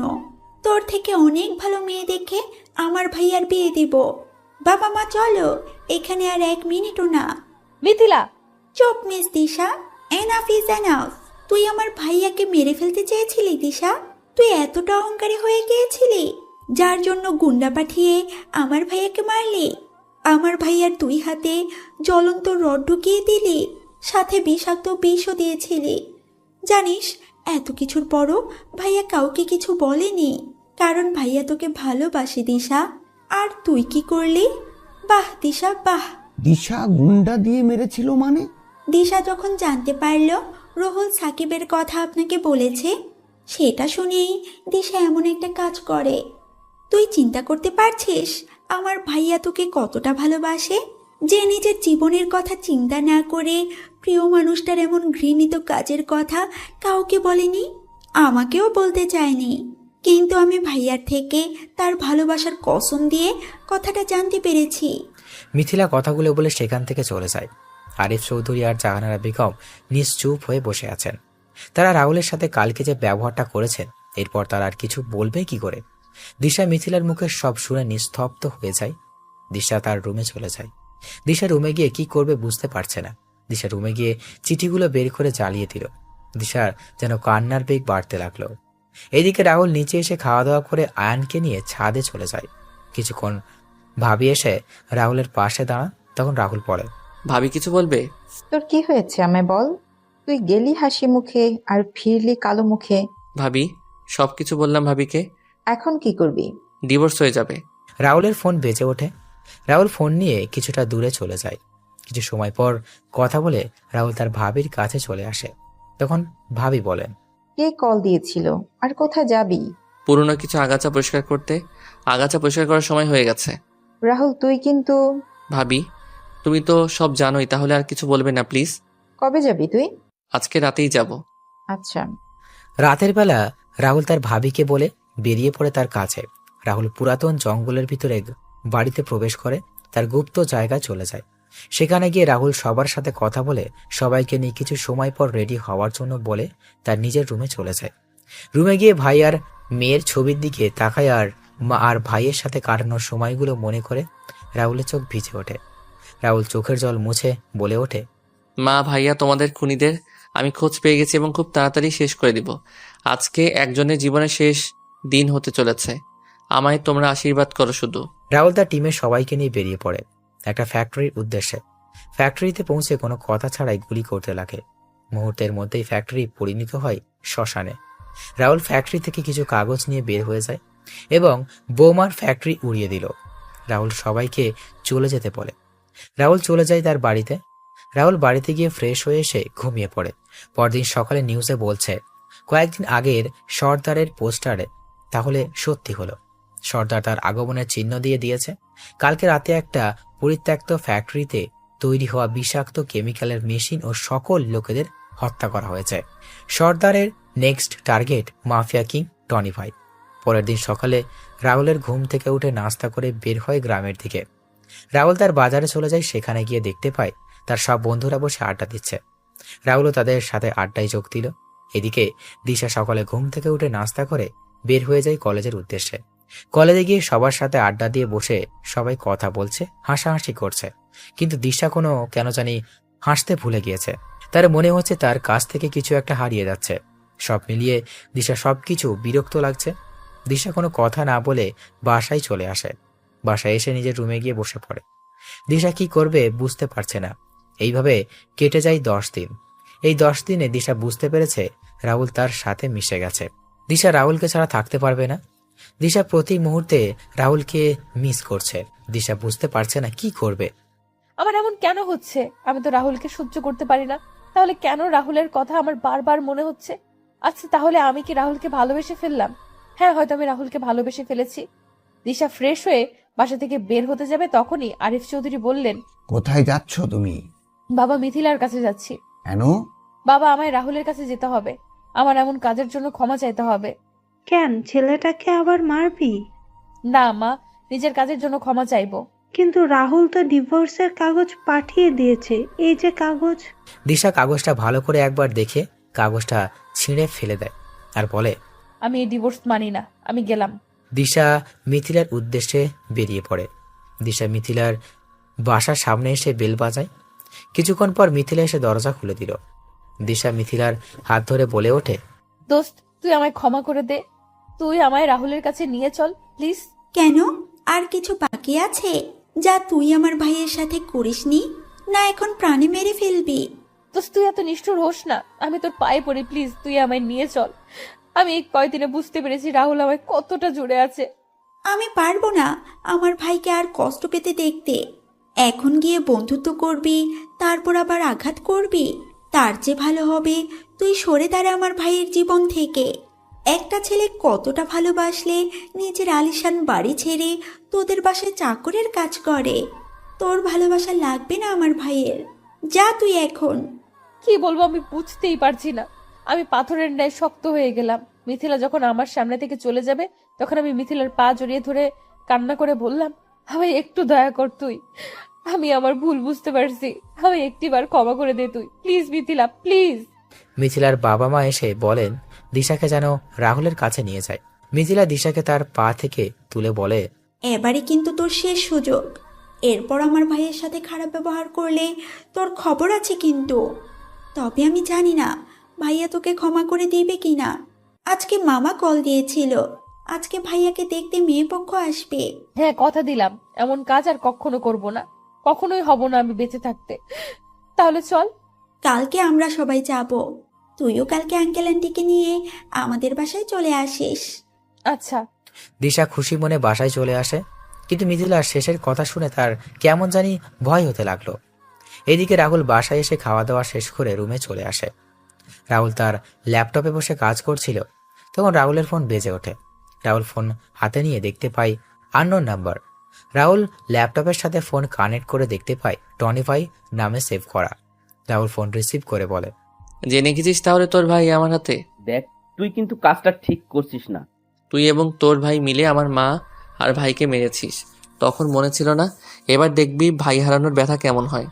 দেখ তুই কি এবার দেখবি তো তুই কি হয় সামনে। তোর সাথে অনেক হিসাব পরিষ্কার করা বাকি আছে টনি। তোর পরিবারের সবাইকে শেষ করে দিব আমি।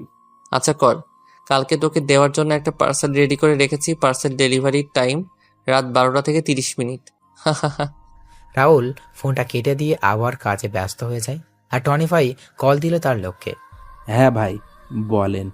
আমি ওর পরিবারের ইনফরমেশন চাই। আমি জানি আমার ভাইকে আমি বাঁচাতে পারবো না, তার চেয়ে ওর পরিবারের সবাইকে শেষ করে দিব আমি। বস, আমি কিছুক্ষণের মধ্যে আমি পাঠিয়ে দিচ্ছি আপনাকে। আচ্ছা, আর শোন, সাবধানে থাকবি। ভাই। ওই বস যখন ফোন রেখে বের হতে যাবে তখনই কয়েকজন এসে বসকে নিয়ে যায়। আর রাত 12টায় রুমের ভিতর থেকে বস চিৎকার করছে, কিন্তু কেউ শুনছে না। 12:10 রুমে প্রবেশ করে বহুরূপী ভয়ঙ্কর হায়না সর্দার বস তখন বলে, দেখো সর্দার, আমায় ক্ষমা করে দাও। তুমি চাইলে আমি টনির সকল ইনফরমেশন তোমার দিয়ে দিব, তবু আমার ছেড়ে দাও। আমার মা ও তোদের আমার ভাইকে ছেড়ে দিতে বলেছিল, কিন্তু তোরা ছেড়ে দিয়েছিলি কি? আমার অনেক বড় ভুল হয়েছে, আমার ক্ষমা করে দাও। ভালো থাকিস, আর ক্ষমা আমার ভাই আর আমার মায়ের কাছে গিয়ে চেয়ে নিবি। রাহুল কথাটা বলেই একটা কোপে শরীর থেকে মাথা আলাদা করে দিল। বসের প্রাণ পাখি উড়াল দিল ক্ষমা চাওয়ার উদ্দেশ্যে। এটা টনির ঠিকানায় ডেলিভারি দিয়ে আয়, ডেলিভারিতে যেন কোনো সমস্যা না হয়। রাহুল কথাটা বলে সেখান থেকে বের হয়ে যায়। রাহুল গাড়ির কাছে এসে তার ফোন বের করে কল দিল টনির নাম্বার। টনি, পার্সেল রেডি করে দিয়ে আসলাম, কিছুক্ষণের মধ্যে ডেলিভারি পেয়ে যাবি, অপেক্ষা কর। তুই কিন্তু বুঝতে পারছিস না তুই কার সাথে পাঙ্গা নিছিস। আমি হলাম এই পুরো মাফিয়া ওয়ার্ল্ডের king. The place from which the tigers starts moving becomes his own. So keep watching what happens next. Rahul কথা বলেই ফোন রেখে দিল। রাহুল বাসায় এসে ফোন হাতে নিয়ে তার পুরাতন সিম অ্যাক্টিভ করল। তখন রাহুল দেখতে পায় দিশা, মিথিলা, আঙ্কেল আন্টির নাম্বার থেকে অনেক কল এসেছে। রাহুল অবাক হয়ে যায় দিশার নাম্বার থেকে কল আসা দেখে। হঠাৎ করে মেসেজের দিকে নজর পড়ে, তখন রাহুল দেখতে পায় দিশার নাম্বার থেকে 350+ মেসেজ এসেছে, যার সবকটি সরি লেখা। রাহুল হালকা একটা হাসি দিয়ে পুরাতন সিম ডিঅ্যাক্টিভেট করে ঘুমিয়ে পড়ে। এইদিকে দিশার ঘুম আসছে না, কারণ কালকে কি হবে সেটা ভেবে। রাহুল যদি তাকে ফিরিয়ে দেয়, রাহুল যদি আবার বিয়ে করে নেয়, রাহুল যদি তার সাথে খারাপ ব্যবহার করে দেয়, এইসব চিন্তা করতে করতে দিশা ঘুমিয়ে পড়ে। পরের দিন দিশা খুব ভোরে ঘুম থেকে উঠে তার মা বাবাকে রেডি করিয়ে তাড়াতাড়ি করে মিথিলার বাসায় চলে যায়। তারপর সবাই মিলে রাহুলের গ্রামের বাড়ির উদ্দেশ্যে রওনা দিল। রাহুল ঘুম থেকে উঠে তার বাবার সাথে চলে যায় একটা কাজে। দুপুরবেলা বাবা ছেলে বাসায় ফিরে খাওয়া দাওয়া শেষ করে যে যার রুমে চলে যায়। রাহুল রুমে এসে ঘুমিয়ে পড়ে। বিকালবেলা বুকে ভারী কিছুর অনুভব, রাহুলের ঘুম ভেঙে যায়। রাহুল চোখ খুলে সামনে তাকিয়ে চিৎকার করে বলে ওঠে, ভূত ভূত, দূর ভূত হবে না। পেতনি ভাবি, পেতনি বাঁচাও বাঁচাও। এই এই একদম চুপ। এই কি পেতনি দেখছি, আমায় চুপ করতে বলছে। ভাবি বা ও ও ওই তোরে না চুপ করতে বলছি, কথা বলছিস কেন? ও ও ও সরি। হাত সরিয়ে নিলাম রাহুলের মুখ থেকে। জোরে জোরে শ্বাস নিয়ে বললাম, এই কে আপনি? আমার রুমে কি? আর ওই ডাকিনির বেশে কেন? কি বললি? আমি ডাইনি? মানে? তাড়াতাড়ি করে আমি নিজের হাতে চিমটি কেটে ফেললাম। না, এটা তো সত্যি। আপনি এখানে কি করে, কি জন্য এসেছেন? রাহুল, আমি আমার কাজের জন্য সরি, প্লিজ আমায় ক্ষমা করে দাও। আমি না জেনে তোমার সাথে অনেক খারাপ ব্যবহার করেছি। আপনাকে এখানে নিয়ে আসছে কে? আমি তো আপনাকে ডিভোর্স লেটার দিয়ে দিয়েছি, তাহলে এখানে আসছেন কেন? আমি আসছি তোমার স্ত্রীর অধিকারে। আমি মানি না এসব ডিভোর্স। দেখুন, এসব না বলে সন্ধ্যা 6টার ট্রেন ধরে চলে যান আপনার বাসায়। আমি যাব না, আমি এখানে থাকার পারমিশন পেয়ে গেছি। কে দিয়েছে আপনাকে এখানে থাকার পারমিশন? আমার শ্বশুর মশাই দিয়েছেন। বাবা, ভালো হয়েছে আপনি থাকুন, আমি চলে যাব কালকে এখান থেকে। বাবা। রাহুল, এদিকে আয় বাবা। হ্যাঁ আঙ্কেল। আমাদের ক্ষমা করে দে বাবা। আমরা না বুঝে ওই দিন তোর সাথে বাজে ব্যবহার করেছি, তোর গায়ে হাত তুলেছি। আরে আঙ্কেল, আমি তেমন কিছু মনে করিনি। সত্যি বলছিস তো তুই? হ্যাঁ আন্টি। তাহলে আমাদের আন্টি আর আঙ্কেল বলছিস কেন? সরি ছোট আম্মু। ছোট আব্বু, তোমাদের নিয়ে এলো কে? আমি ভাইয়া। তাই তো বলি, এই কাজ তোর মতো ফাজিলের দ্বারা সম্ভব। মাথা ফাটিয়ে দিব তোর। তোর করলে আমার ভাতিজা কেন? দে আমার কাছে তুই। বললেই হলো। হয়েছে দুজনের এবার। নিন, সবাই নাস্তা করেন এবার। আচ্ছা, আমি আসি, তোমরা বসে কথা বলো। কোথায় যাবি ভাইয়া? হু হু। বাজারে। বাজারে না, ডলির সাথে দেখা করতে। ফাজিলে একটা থাপ্পড় দিমু। ডলি তোর চেয়ে অনেক বড়। হঠাৎ করে আমার ফোনটা বেজে ওঠে। আমি বের করে দেখলাম ডলি কল। তাহলে সত্যি বললাম আমি? চুপ ফাজিল। মাত্র 3 বছরের বড়। হ্যালো রনি, বলো। হ্যাঁ আসছি। মিথিলা, এই ডলি কে রে? ডলি হচ্ছে ভাইয়ার বান্ধবী। ডলি আপু ভাইয়াকে পছন্দ করে। ভাবি, ডলি আর রাহুল। ডলির সাথে রাহুলের বিয়ে ঠিক হয়েছে দিশা। ভাবি কি বলছো কি তুমি? হ্যাঁ, রাহুল নিজেই সবকিছু ঠিক করেছে। কিন্তু রাহুল আর দিশার তো ডিভোর্স হয়নি। তাহলে আমি রাহুলকে বলেছিলাম, কিন্তু রাহুল বলল ডিভোর্স হয়ে গেছে, আর ডলিকে নিয়ে আজকে শপিং এ যাবে বলেছিল। আমি বেঁচে থাকতে রাহুলকে আমার থেকে কেউ কেড়ে নিতে পারবে না। এখন আর এসব বলে কি হবে? সময় মতো তো আর তার মূল্য দিতে পারিসনি। তার চেয়ে চল, বাসায় চল। না বলছি না, আমি এখানে থাকবো। আমি আমার অধিকার ছেড়ে কোথাও যাচ্ছি না। মারে, এখানে থেকে কোনো লাভ হবে কি তোর? শুধু শুধু কষ্ট পাবি। আমার ভালোবাসা, আমার স্বামীর অধিকার ফিরে পাওয়ার জন্য কষ্ট পেতে রাজি আছি। রাতে যখন রাহুল বাসায় ফেরে তখন দিশা দেখতে পায় রাজের হাতে শপিং ব্যাগ। রাজ দিশার দিকে তাকিয়েও না তাকানোর ভান করে রুমে চলে যায়। দিশা রাহুলের পেছন পেছন রুমে যায় আর বলে, কোথায় ছিলে আর হাতে ব্যাগ কিসের? যেখানে ইচ্ছা ছিলাম, তাতে আপনার কি? আপনাকে না বলেছিলাম আপনার বাসায় চলে যেতে? আমি আমার স্বামীর বাড়ি ছেড়ে কোথাও যাচ্ছি না। কে স্বামী? কিসের স্বামী? তুমি আমার স্বামী। ফালতু কথা বাদ দিয়ে এখান থেকে বের হয়ে যান, ভালোই ভালো বলছি। না, যাব না বলছি আমি। ঠাস ঠাস, আমার মুখের উপর কথা বলিস তুই? রাহুল! কোনো কথা না বলে রুম থেকে বের হয়ে যায় এখনই। দিশা কান্না করতে করতে রুম থেকে বের হয়ে ছাদে চলে যায়। দূর থেকে রিয়াজ চৌধুরী আর জাহানারা বেগম সবকিছু দেখছিলেন আর চোখের জল ফেলছিলেন। তখন রিয়াজ চৌধুরী বলেন, সবই কপাল। মেয়েটা ছেলেটাকে কম কষ্ট দেয়নি। এবার বুঝুক ভালোবাসার মানুষ কষ্ট দিলে কেমন লাগে। মেয়েটার জীবন এভাবে ধ্বংস হয়ে যাবে, আর আমরা মা বাবা হয়ে তা দেখে যাব? কোন মুখে তুমি তোমার মেয়ের হয়ে কথা বলবে বলো? মেয়েটা আরেকটু হলে একটা ছেলেকে পঙ্গু করে দিত। তুমি বুঝতে পারছো না কেন? মেয়েটার কান্না আমি যে সহ্য করতে পারছি না। এইদিকে তার ডান বসের জানালা থেকে এসে এক নাগাড়ের ড্রিঙ্কস করে যাচ্ছে, কিন্তু কিছুতেই তার নেশা হচ্ছে না। টনি তার ভাই সাকিবের ছবির দিকে তাকিয়ে বলছে, সাকিব ভাই, আমায় ক্ষমা করে দিস। আমি তোকে বাঁচাতে পারলাম না। জানি না তুই বেঁচে আছিস কিনা। আমায় ক্ষমা করে দিস ভাই। তবে কথা দিচ্ছি, ওই সর্দারকে আমি শেষ করে দিব। সাকিব চিৎকার করছে, কিন্তু তার চিৎকার দেওয়ালে আঘাত পেয়ে আবার ফিরে আসছে। হঠাৎ করে দরজা ঠেলে ভিতরে প্রবেশ করে রাহুল। রাহুলকে দেখতে পেয়ে সাকিব বলে ওঠে, রাহুল তুই? সর্দার বলো। কি? তার মানে তুই সর্দার? হ্যাঁ আমি সর্দার। তুই আর তোর ভাই মিলে আমার ভাই আর মাকে মেরেছিস, সাথে আমার ভালোবাসাকে আমার থেকে দূরে সরে করেছিস। এবার তোকে আমি পৃথিবী থেকে দূর করাবো। দেখ, আমার ভুল হয়েছে, আমায় ক্ষমা করে দে। আমি আমার সকল কাজের জন্য অনুতপ্ত। আমি সবকিছু স্বীকার করে নিচ্ছি তো। আমার আদালতে আমি কাউকে ছাড় দেই না, তোরও কোনো ছাড় নেই। যা তুই চলে যায়, খুব তাড়াতাড়ি তোর ভাইকেও পাঠিয়ে দিব। কথাটা বলে রাহুল তার পিস্তলের সকলগুলি সাকিবের শরীরে ঢুকিয়ে দিল আর তার লোকেদের বলল লাশটা যেন টনি ঠিকানায় পৌঁছে যায়। রাহুল বাসায় চলে যায়। রাত 8টায় টনি বসে আছে আর তার ভাইয়ের প্রাণহীন হিম শীতল দেহের কাছে। টনির চোখ থেকে পানি ঝরছে আর মনের ভিতর আগুন দাউ দাউ করে বাড়ছে। টনির সমস্ত লোকেরা এসে জমা হয় তার বাড়িতে। এইদিকে রাহুল বাসায় ফিরে ফ্রেশ হয়ে এসে সবার সাথে কিছু সময় আড্ডা দিয়ে খাওয়া দাওয়া করে তার রুমে চলে যায়। রাহুল সবেমাত্র বিছানায় শুয়েছে, তখনই দিশা রুমের দরজা ঠেলে ভিতরে ঢুকে দরজা লাগিয়ে দিল। রাহুল সামনে তাকিয়ে দিশাকে দেখে বলে ওঠে, কি ব্যাপার, আপনি আমার রুমে কেন? আমার জামাইয়ের রুমে আমি থাকবো না তো কে থাকবে? জামাই মানে? আপনাকে বললাম না আমাদের ডিভোর্স হয়ে গেছে। আমার আগের কাজের জন্য আমি ক্ষমা চেয়েছি তো, তাহলে কেন এমন করছো? আপনি অন্য রুমে গিয়ে ঘুমিয়ে পড়েন, শুধু শুধু ঝামেলা করছেন কেন? আমি যাব না, আমি এই রুমে ঘুমাবো। দিশা কথাটা বলে যেই বিছানায় উঠতে যাবে তখন রাহুল দিশার গালে ঠাস ঠাস করে থাপ্পড় বসিয়ে দিয়ে বলে ওঠে, বিছানায় উঠছেন কেন? তাহলে কোথায় ঘুমাবো আমি? আর তুমি আমায় মারলে। মাটিতে বা বেলকনিতে ঘুমাতে পারেন, এটা কেবল শুরু, গুনে গুনে হিসাব হবে। বাইরে তো অনেক ঠান্ডা, তাহলে আমি ঘুমাবো কি করে? সেটা আমি কি করে বলবো? আচ্ছা। দিশা যখন বালিশ নিয়ে বেলকনিতে যাবে তখন রাহুল দিশাকে থামিয়ে দিয়ে বলে, থাক, আপনি বিছানায় ঘুমান, আমি সোফায় ঘুমাবো। আমি তো আর অমানুষ না। এক বিছানায় ঘুমালে কি হবে? ওই যে ছোট লোক মানুষ আমি।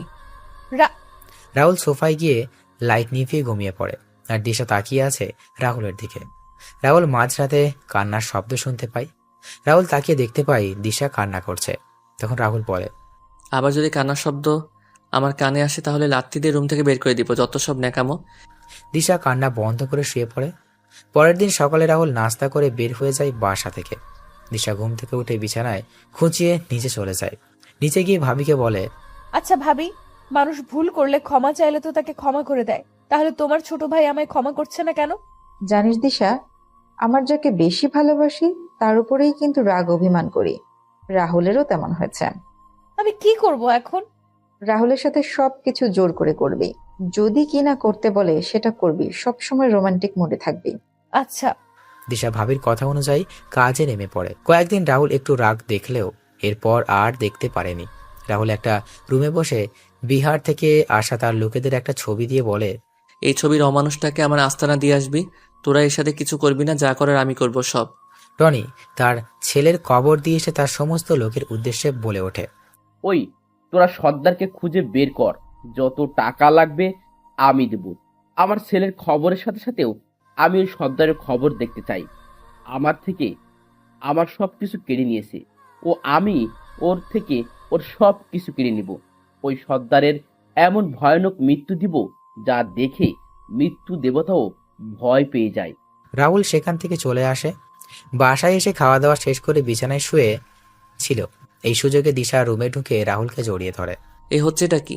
রাহুলের গলা চেপে ধরে বললাম, চুপ বসে থাকো, না হলে এর পরিণাম কিন্তু খুব খারাপ হবে। আমি এখন তোমার বুকে ঘুমাবো, যদি আমার ঘুমানোর কোনো সমস্যা হয় তাহলে কিন্তু বাসর করে নিব। মনে মনে বললাম, কি মেরে বাবা, সাক্ষাৎ ডাইনি আমার বুকে ঘুমাবে, অথচ আমায় কয়েকটা দিন আগে সহ্য করতে পারতো না। অঙ্কুশ দাদা একটা কথা ঠিকই বলেছিল, মেয়েদের মন বোঝা নয় রে সোজা। কি বলছিস? আমি সব শুনছি কিন্তু। আর কিছু না, আপনি ঘুমিয়ে পড়ুন, একবার ছাড়া পাই তাহলে বুঝবি ডাইনি বেডি। আরো অনেক কষ্ট দিব তোকে, দেখি কেমন সহ্য করতে পারো শোনা। এই তোরা কে? আমাকে এখানে নিয়ে আসছিস কেন? তোরা চিনিস না আমি কে? তখন রাহুল রুমে প্রবেশ করে বলে, তুই হলি গলির কুকুর। তুই কি বলছিস ভেবে বলছিস তো? আরে তোর মতো কুকুরকে কিছু বলতে হলে ভেবে বলতে হবে নাকি? এই তুই কে রে?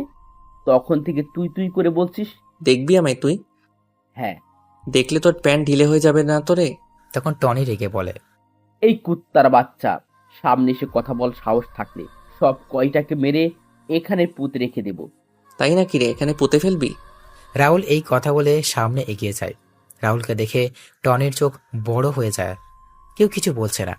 তখন রাহুল বলে, কি রে নে, আমায় মেরে পুঁতে ফেলবি না? পুঁতে ফেল আমায়। সর্দার। রে, আমায় মারার জন্য যাদের পাঠিয়েছিলি তাদেরকেও আমি তোর ভাইয়ের কাছে পাঠিয়ে দিয়েছি। এবার তোর পালা, তোকেও পাঠিয়ে দিব তোর ভাইয়ের কাছে। তুই এখনো বেঁচে আছিস? তোকে তোর ভাই এসিপি রাজ আর তোর মাকে না মেরে ফেলেছিলাম, তাহলে বেঁচে গেলে কি করে? তোরা কি ভেবেছিলি আমি মারা গেছি? তোর করা সকল অন্যায়ের পুরস্কার দেওয়ার জন্য আমি আবার ফিরে আসছি। তোরা আজ আমার পরিবারের সাথে যা করেছিস সেটা এখন তোদের সাথে করব। সর্দার ভাই, আমাদের ক্ষমা করে দাও। আমরা অনেক বড় ভুল করে ফেলেছি। আমি আর কখনো এমন কাজ করব না। আমায় ক্ষমা করে দেন প্লিজ ভাই। আচ্ছা যা, আমি তোদের ক্ষমা করে দিলাম। আমার লোকেরা তোকে কিছু বলবে না। তুই জানিস তো আমি একটা সুযোগ দেই। তখন রাহুলের লোকেরা না না বলে ওঠে। সবাই এগিয়ে আসে টনিকে মারার জন্য। তখন রাহুল বলে, আগে আমি কথা শেষ করতে দে, তারপর তোরা যা করার করিস। ধন্যবাদ সর্দার ভাই। আর আগে শুনবি তো? বলুন ভাই। এই বাড়ির পাশে একটা পুকুর আছে, সেই পুকুরে 10টা ডুব দিতে হবে। 10টা ডুব দিয়ে উঠে আসলেই আমরা তোকে ছেড়ে দিব। কিন্তু ওইখানে তো শার্ক আর কুমির আছে। তাহলে তুই এই হান্টারদের হাতে মরবি। দেখছিস এক একটাকে, এরা বিহারের জঙ্গল পশু শিকার করে। কিছু ঝলক দেখবি নাকি? বলে হাসতে লাগলাম। আমি সর্দারের এর কথা শুনে ওই হান্টারগুলোর দিকে তাকলাম। এইগুলো আজ তো একটা জমদূত। তার চেয়ে আমি বরং পুকুরে 10টা ডুব দিয়ে আসি। আমি তখন বললাম, আমি রাজি পুকুরে ডুব দিতে। এটা শুনে রাহুল একটা রহস্যময় হাসি দিল। তখন রাহুল তার লোকের কানে কানে কিছু কথা বলে। রাহুলের কথা শুনে রাহুলের লোকেরা একটা হাসি দিয়ে টনিকে নিয়ে যায়। কিছুক্ষণ পর শোনা গেল টনির ভয়ানক আত্মচিৎকার। সেই আত্মচিৎকারের সাথে পুকুরের জলের শব্দ, আর এইদিকে ভয়ানক হাসি। রাহুলও তার লোকেদের রাহুলের এই সব কিছু শুনে আর বুঝতে বাকি রইল না কি হচ্ছে। রাহুলের লোকেরা তাড়াতাড়ি পুকুরের পাড়ে গিয়ে দাঁড়িয়ে দেখছে আর হাসছে। সব যখন ঠান্ডা হয়ে গেল তখন রাহুল উপরের দিকে তাকিয়ে 2 ফোঁটা চোখের জল ফেলে একটা দীর্ঘ শ্বাস ফেলে। রাহুল তার লোকেদের উদ্দেশ্যে তাকিয়ে বলে, কিরে, এবার তোদের রাগ কমেছে? সবাই একসাথে চিৎকার দিয়ে বলে ওঠে, হ্যাঁ ভাই হ্যাঁ। রাহুল রাতে বাসায় ফিরে খাওয়া দাওয়া করে সোফায় গিয়ে শুয়ে পড়ে। পরের দিন সকালে ঘুম থেকে উঠে নাস্তা করে তার অফিসে চলে যায়। রাতের বেলা সবাই বসে খাবার খাচ্ছিল। রাহুল দেখতে পায় দিশার পাশে জায়গা খালি। রাহুল সেখানে না বসে সোফায় বসতে যাচ্ছিল। তখন ভাবি রাহুলকে বলেন, রাহুল খেতে বস সবার সাথে। ওইদিকে কোথায় যাচ্ছিস? ভাবি টিভি দেখবে তো, আর তুমি খাবারটা বেড়ে দাও, আমি এখানে বসে খেয়ে নিব। ভাবি তুমি বসো, আমি খাবার বেড়ে দিচ্ছি। ভাবি খাবারটা তুমি নিয়ে এসো, তুমি যদি নিয়ে আসতে না পারো তাহলে বাদ দাও। দিশা রাহুলের কথা শুনে খাবার বাড়তে গিয়েও বাড়ল না। ভাবি কোনো কথা না বলে খাবার নিয়ে রাহুলের কাছে দিয়ে আসেন। রাহুল খাবার খেয়ে তার রুমে চলে যায়। রুমে গিয়ে রাহুল ডলিকে শুনিয়ে শুনিয়ে ডলির সাথে কথা বলছিল। দিশা সেগুলো শুনেও কিছু বলল না। রাহুল কিছু সময় পর ঘুমিয়ে পড়ে। মাঝরাতে রাহুলের ঘুম ভেঙে যায়। রাহুল দেখতে পায় দিশা তার পায়ের কাছে পা জড়িয়ে ধরে ঘুমিয়ে আছে। দিশার এই অবস্থা দেখে রাহুলের কষ্ট হলেও রাহুল কিছু বলল না। এইভাবে দিন চলে যাচ্ছিল। রাহুল অফিস থেকে ফিরছিল, তখন তার ভাবি রাহুলকে তার সাথে বাসার বাইরে আসতে বলেন। রাহুল, কি শুরু করে দিচ্ছিস তুই? আর মেয়েটাকে কত কষ্ট দিবি? এখনো তো কিছুই করিনি। আমার সাথে কি কি করেছে তুমি জানো? এই, তাহলে তুই ওকে ভালোবাসতি? এটা তোর ভালোবাসার প্রমাণ? মেয়ে আজকে এখানে এসেছে 2 মাসের উপরে, তুই কি কম অত্যাচার করেছিস? মেয়েটার সাথে ভালো করে কথা বলেছিস? কিন্তু ভাবি, জানিস তো রাহুল, ক্ষমা করে দেয়া হচ্ছে মানুষের সবচেয়ে ভালো গুণ। আমি কি বলেছি তুই সেটা নিশ্চয়ই বুঝতে পারছিস। ভাবি। পরের দিন রাহুল ছাদে দাঁড়িয়ে আছে। তখন দিশা রাহুলের কাছে এসে বলে ওঠে, তাহলে সমস্ত খুনিদের মেরে ফেললে কি সুন্দর ছাদে বসে সিগারেট টানছো মনের সুখে। একেবারে ইনোসেন্ট ছেলে। আমি মেয়ে কণ্ঠ শুনে পিছনে তাকালাম, দেখলাম উক্ত কথাগুলো দিশা বলছে।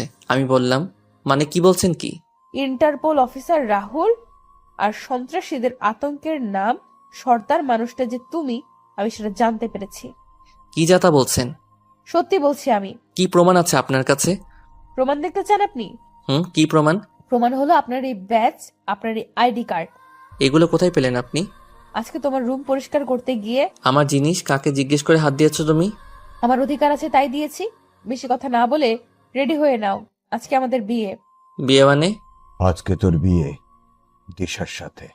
কি, আমি করব না বিয়ে? কেন? যে ঝগড়াটে মেয়ে, কথায় কথায় ঝগড়া করে আর অহংকারীও। আরে ভাইয়া, তোদের মানাবে খুব সুন্দর। ওরে বান্দরনি, তুই কোথায় ভাইকে সাপোর্ট করবি তা না করে ওই ভয়ঙ্করী মেয়েকে সাপোর্ট করছিস?